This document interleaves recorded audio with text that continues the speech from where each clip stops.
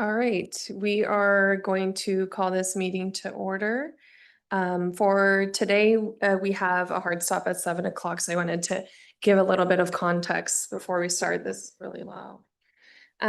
So on June 9th, council received a presentation, which you'll hear most of that today. During that meeting, council requested a workshop on a potential ordinance, which is scheduled to take place. In the meantime, I wanted to share that same information that we heard on June 9th in a different context. So again, that's what you are going to hear today. What the sheriff is able to enforce as of now and what that enforcement has looked like. So thank you for your patience with the location change. We wanted to accommodate technology. I know we have some folks on Zoom, and the interest of council, as this is deeply concerning to all of us. There are some state laws that we had to follow to officially notice this meeting. I do want to thank the school districts for attending today. This is part of that conversation that we need to have to find a solution together. Again, direction was given for a workshop, and this is part of that to give residents more information before the formal conversation takes place. So no formal action will be taken today. This is purely informational. As I mentioned, this meeting is scheduled until 7. We will be accepting public comments today after the presentation, but only as it relates to this presentation and as time permits. So I'll be giving you a reminder about that afterwards. And we have our presentation.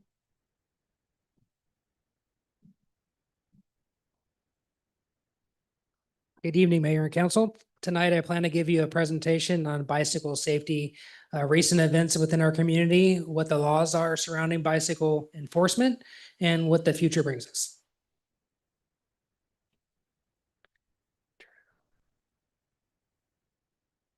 All right, so why we're here tonight is to provide the update that I just spoke about and also talk about what the difference is between the different types of bicycles, because it seems like there's a lot of confusion between what a bicycle is, e-bicycle, and an e-motorcycle. We continue to see a large amount of increased calls for service regarding juveniles and young adults riding recklessly and intentionally swerving towards cars and parked cars, causing safety issues for our community. Some of these events have even led to what they call street takeovers, where an event's organized and they come in and they intentionally take over streets. Unfortunately, these activities have endangered the lives and property of community members. The power of social media is very powerful. It's how we communicate to the public. It's how the public communicates to us. And we've seen the comments from our community. That's how concerning this topic is for them and what their perception, their experience they've had where someone swerved at them and the danger they feel. At the same time, social media, the groups that are doing some of these activities is using social media to be their voice, their power to distribute their type of activity they're doing and organize the events. We've integrated several crimes and investigated several crimes or traffic collisions involving these groups. Just recently, I'll speak about it a little bit more about a recent event. We had property damage did occur from that one, and we've also had traffic collisions in the community as a result of this. This safety not only affects the safety of our community, but also the property of those that are already struggling financially in our community. So I think it's important to talk about what a bicycle is and the different types. The basic way to understand a bicycle, I think we all pretty much know what a bicycle is, but the key term to that it's human powered, right? It has pedals, it's powered by a human. And then you go into your e-bicycles. So as you can see in this slide, it has 3 different classes, and then it also has e-motorcycles. The important key factor in here is that they do have pedals, right? They can be power assisted in one of the classes, but they're also limited to their max speeds. As you see, as a class 1 and 2 have that 20-mile-an-hour assist, where a class 3 can go to 28. With that 28-mile-an-hour increase, it does require that you be 16 or older to operate that particular bicycle.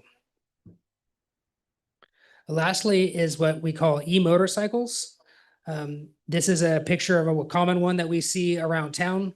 These are electric motorcycles, no different than a Tesla's electric car. This is an electric motorcycle.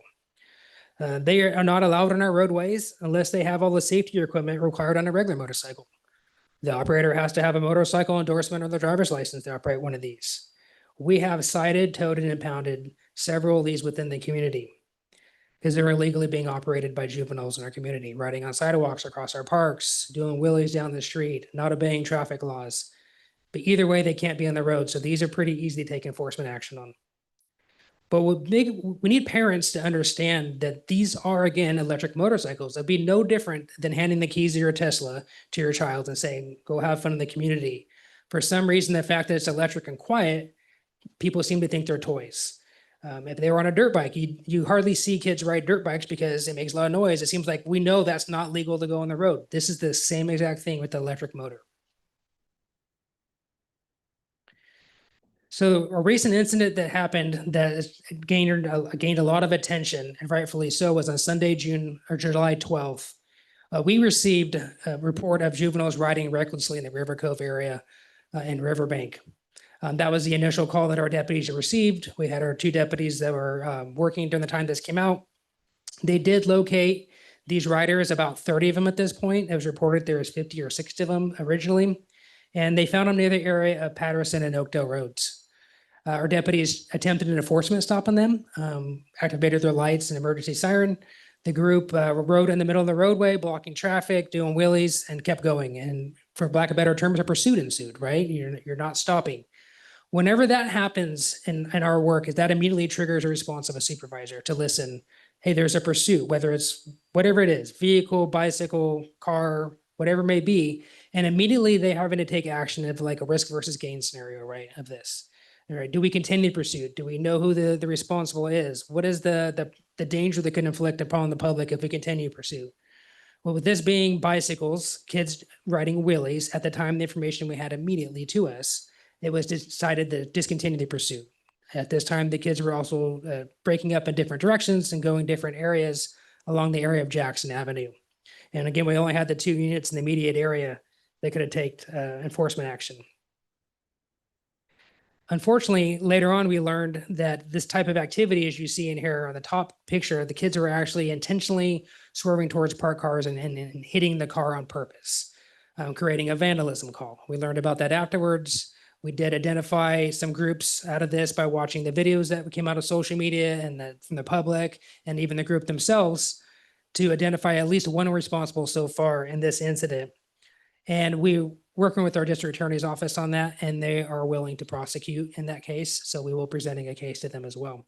And just for clarity, the investigation is still ongoing, I'm assuming. It is still ongoing. Okay. The picture you see at the bottom is the other swerving where people will swerve towards a moving vehicle. Some of these images actually came off of a local news report that came out, and the kids were actually interviewed, and they were actually talking about how they were intentionally trying to do this. I believe the term they used for this was like the suicide riders. And I think they call the other one the bumper buddies or something along those lines. They hit the cars, right? And there's certain kids in their group that do that. And unfortunately, they're building upon each other or off of each other to this type of activity, right? But it's very important to realize what they're doing is super dangerous and causing a financial burden to our community. One important thing to note here, though, even without a current ordinance in this case, right? We don't have an ordinance specifically related to bicycle. We still have other laws that talk about bicycle enforcement, and I'll go over those. We would have the same response, right? Whether we had an ordinance in place or not, the result of this particular incident would have been a very similar response. That's what I'm going to go into a little further about what we're doing since then, and that's will kind of bring light to exactly how we would enforce this and what we would do in the future. So since this has happened, we identified the group and learned that they had other planned events coming over in Modesto and Ceres in the near future. We reached out to those agencies. They didn't know about that and said, hey, we found this information. This was going to happen. They just came to our community. So we developed a plan, right? Just like we would do if we learned something like this was to happen again. We sent units, we sent detectives, traffic deputies to then assist both Modesto and Ceres. During both of those organized events, that we were able to make multiple stops, issue citations, and impound bicycles in those communities. Now, the impounding the bicycles, I'll talk about a little bit later, but those ordinances didn't allow the impounding of them versus just a citation. We continue to actively monitor those groups, and if we were to learn they would come to Riverbank, we would do the same thing. We maximum enforcement. We would bring out a multitude of tools, right? We have air from a helicopter, we have drones, we have unmarked vehicles, we have detectives, things that we would go to do this, because if the kids take off again, we're not going to just chase them, right? Or we can cause injury to the kids or the public, right? So we would think other ways to get them where they don't think we're there, and then hopefully be able to take some enforcement, video them, figure who they are, or hopefully even before this happens, we can contact them and give them a little education, identify who they are, and then now if they do something going forward, at least know who they are. One last thing I wanted to add to that previous part is recently Modesto was bringing up the conversation, and we are as well, as talking about creating like a community task force where we partner with them just like we did, right? But creating a formal task force, right? So we formally work together because we have the same groups in both of our communities. It's the same kids, and this is not unique to Riverbank. This is something we're seeing across the country, across the state. So I think we work collaboratively. We'll have the best enforcement efforts. Are there regional discussions that you guys have within each other, within the jurisdictions?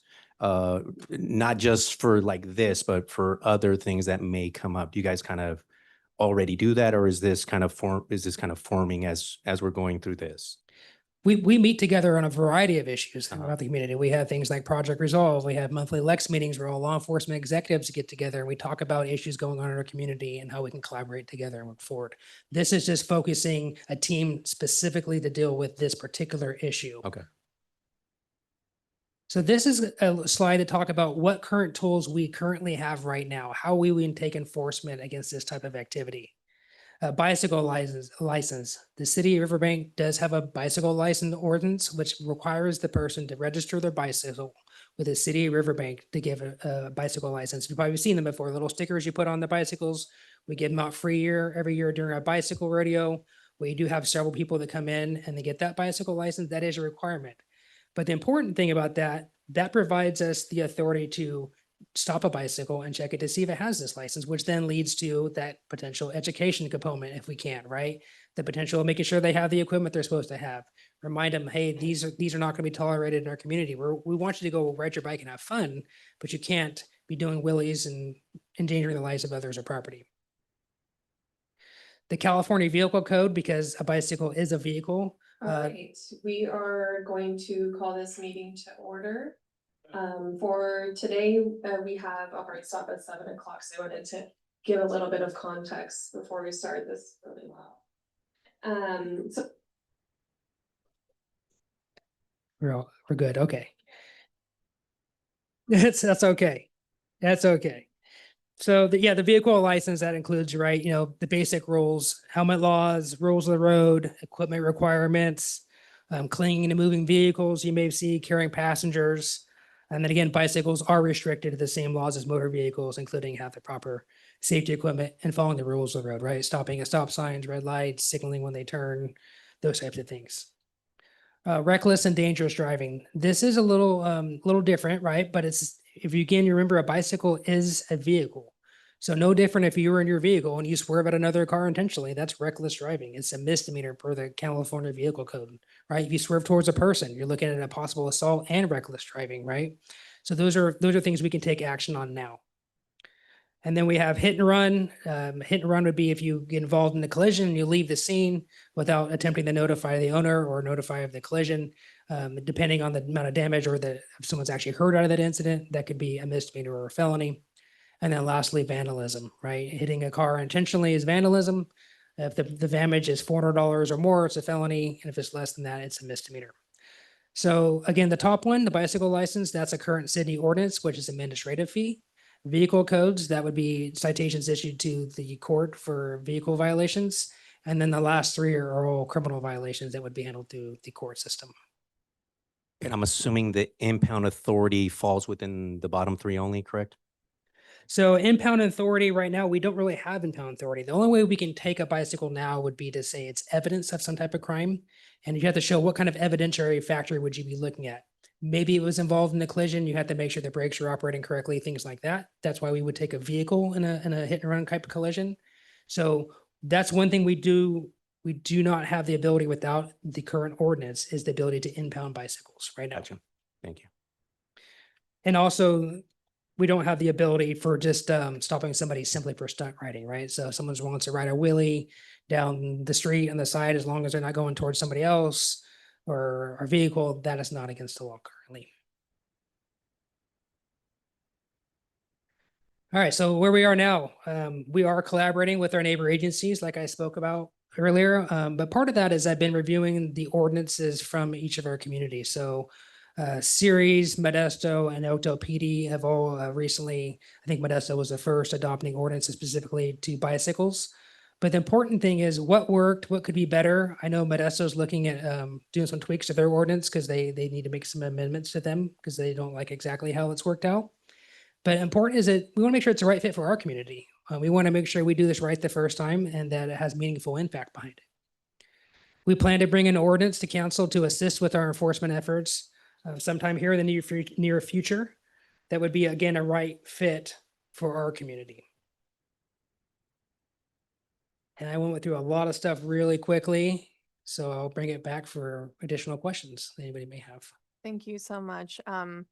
As you mentioned, this is all part of the ongoing conversation and finding that right fit. So thank you for having that conversation with us.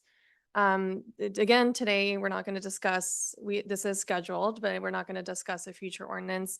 I will go to public comment. But is there anything first from council as it relates to this presentation?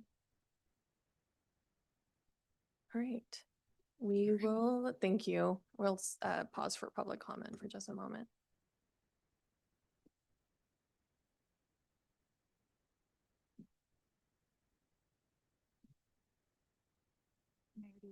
Oh, do you want to start with in the chamber? Yeah, we can do that. Is there anyone in chambers that would like to ask a question about this presentation or make a comment? I'll come back. And yeah.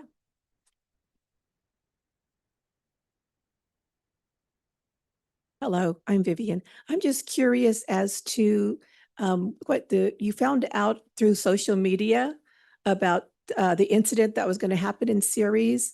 How did you find out, and how would you be able to find out that that's occurring?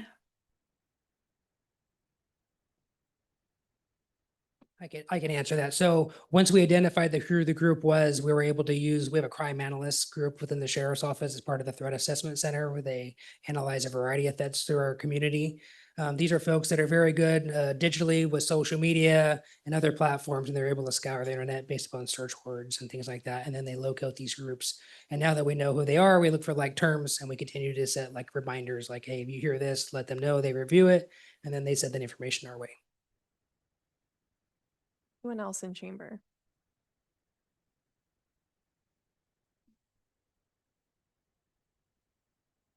Good evening. I'm Mike. I rode my level 2 e-bike to this meeting this evening. And if we're going to go towards adopting new ordinances, one of the things I'd like, put a little bead in somebody's head about is that bikes need to follow the rules of the road. That's obvious. And there's a state law says that bikes can't ride on sidewalks unless there's a city ordinance permitting it. Okay. Now I'm unclear on what the rules are here in Riverbank, but I do know that there are some very specific places where it is appropriate for bicycles to be on a sidewalk. And I'm thinking specifically of Clarabelle between Squire Wells and Oakdale, and then Oakdale between Clarabelle and Patterson.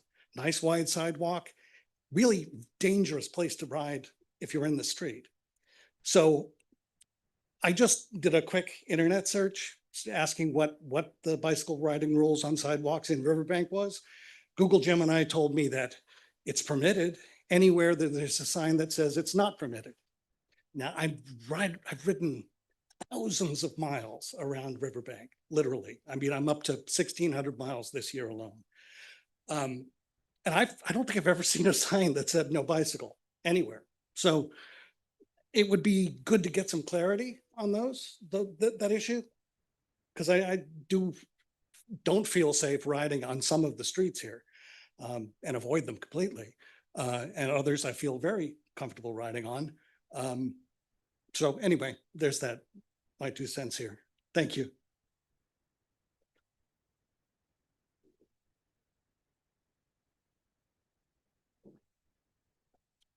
Good evening. I'm Marilyn McRitchie from Riverbank. My kids were harassed by the kids as they were coming to my house. And my question is, what can they do? If they're riding at them, do they just have to stop their car? I mean, what's their responsibility when this happens? Or if you can address it, would be nice to know in case it happens again. Okay. Thank you. Yeah, we want the community to know that anytime they see anything dangerous or illegal, to please call. Obviously, if it's emergency 911, right? If it's after the fact, later on, you can call a non-emergency number. That number is 209-552-2468. But as far as what the particular incident she just talked about, it was no different than if your kids are being bullied on the way home, right? You want to call that into us, right? So it's the same thing. If this happens to their kids, obviously call us. Hopefully we can get there, be a good witness, right? Don't try to argue with anybody, give a good description, and hopefully we can locate those responsible and deal with them accordingly.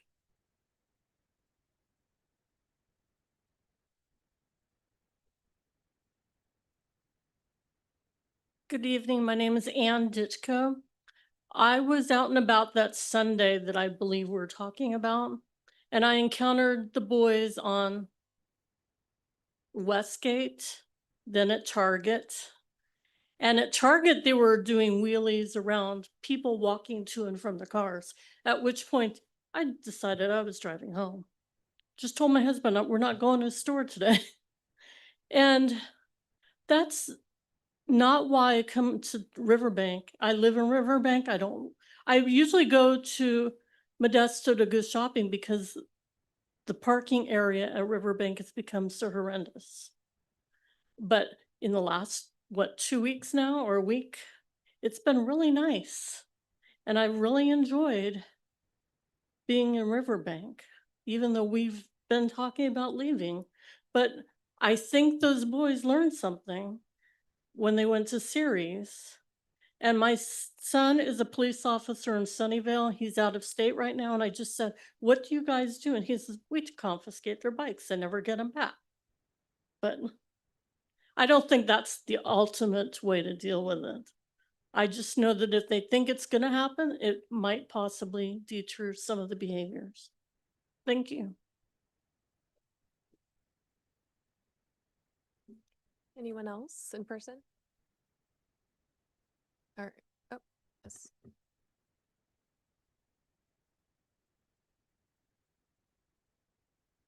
Hello, council. Hello, mayor. I just want to say as well that in the Target parking lot, the same thing happened to me. I actually had one of the kids actually go directly at my car and almost hit him. I did go park and talk to the kid. Obviously, one of the kids apologized. The other one was very rude and inappropriate. I think one of the biggest things that I see living in Crossroads too, there is a large amount of kids, the same type of kids that she's talking about as well, that are bullying a lot of the younger kids. It's happened to my son on numerous occasions, but I just tell him to come tell us, don't talk back to them, don't say anything. I had a situation talking to one of my neighbors where they pulled my trash can out in the middle of the road, and we're going directly towards my trash can, and he went out and pulled it away, and obviously they spoke to him very inappropriately. I think one of the biggest things too that I think we can really work on community as well, as there's a lot of these kids that are very young that are not wearing helmets. And that's, I think, is a huge thing as well, because God forbid one of them gets hit by a car, then what? You know, that's just some of the things that I've seen as well. I think obviously the sheriff's done a really good job in explaining, you know, different things that they're looking forward of doing, and, you know, kind of answered some questions for me. I mean, obviously this is going to take time, I'm sure, as a community to address some of the issues that are going on. But I am happy to see that the city now is really looking at it and seeing that this is a real issue in the community. I mean, I know some of the kids say, well, we're just out here riding our bikes. We're just trying to have fun. I mean, some of these kids really don't see what they're doing is wrong because they're just riding their bikes. But I mean, obviously it's something that, you know, we can continue to work on as a community and basically find something that actually is going to work for the city of Riverbank. Thank you.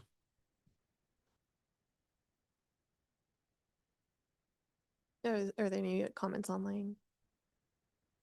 Mayor, I don't see anyone online wishing to speak. Yes. So what is the current code in regards to helmets to address his question? And then what's the penalty for not having a helmet on currently? So right now you have to be 18 and over not to have a helmet. So as far as the penalty goes, right, that's going to be up to the court system to give you the exact dollar amount. Deputy Ward may know that off the top of his head. So, You can come up here.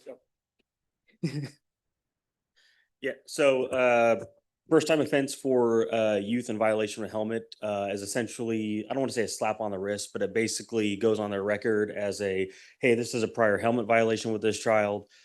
If it is brought to the court's attention a second time, at that point, then the commissioner will dish out whether it be a monetary fine for punitive action or depending on age, may refer them to community service. So first time offense is kind of just a notch on the record to keep track of. Second time would escalate to potential punitive actions.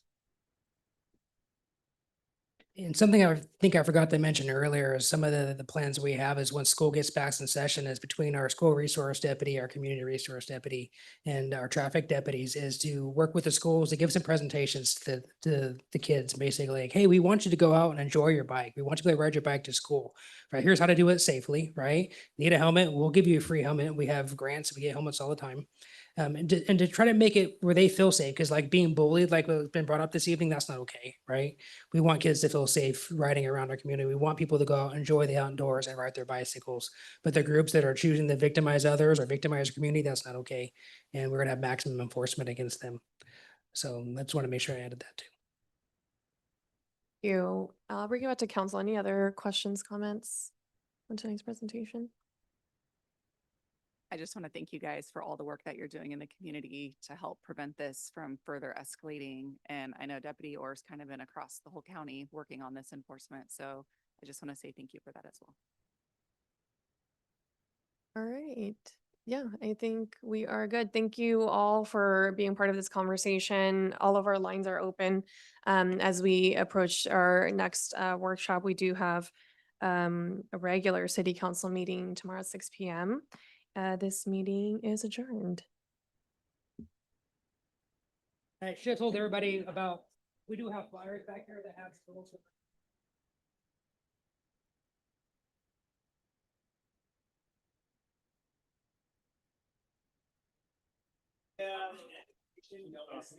Question. Are there any incidences, especially